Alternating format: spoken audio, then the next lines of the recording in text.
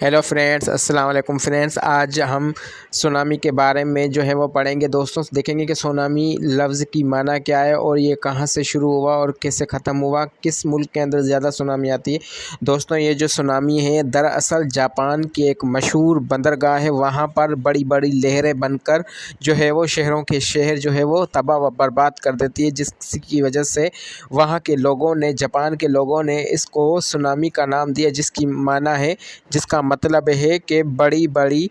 लहरें जो कि बंदरगाहों से बनती हुई शहरों की तरफ बनती जाए। तो दोस्तों ये किस तरीके से बनती है, जब पानी और समंदर के बड़े बड़े हिस्से पर जब ज़लज़ला आ जाता है तो वहाँ की जो प्लेट्स हैं उसमें रिंग बनना शुरू हो जाती है और वो रिंग की वाइब्रेशन इतनी तेज़ होती है कि वो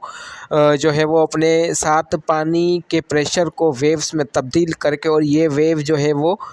इतनी ज़्यादा ऊंची बन सकती है कि 30-30 फुट यानी 30 मीटर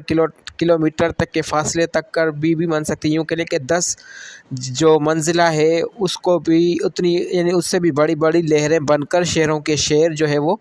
बर्बाद कर देती है। और इसकी वजह यही है कि ज़मीन के अंदर जो है वो प्लेट्स जो हिलती है, जिसकी वजह से ज़मीन में शिद्दत आ जाती है, और वो ज़मीन जब हिलती है, जैसे आपने देखा होगा कि हम पानी के अंदर पत्थर मारते हैं तो उस पत्थर से रिंग्स बनकर बनना शुरू हो जाती है। दरअसल ऐसे होता है कि दोस्तों जब टेक्टोनिक प्लेट्स अंदर ज़मीन की हिलती है तो मज़ीद वहाँ पर इतना प्रेशर नहीं होता जितना कि ये प्रेशर उससे दूर दूर फासले पर बनना शुरू हो जाता है, और यूँ लहरों से लहरें बनती जाती है। और दोस्तों बताया जाता है कि जापान के शहर के अंदर यानी जापान मुल्क के अंदर वहाँ पर ज़्यादा जो है वो सुनामी यानी फ्लड्स वगैरह आते रहते हैं और वहाँ पे भूकंप वगैरह आ जाते हैं। तो सबसे ज़्यादा इसकी वजह यही है कि वहाँ पर वोल्केनोस के बड़े बड़े पहाड़ हैं,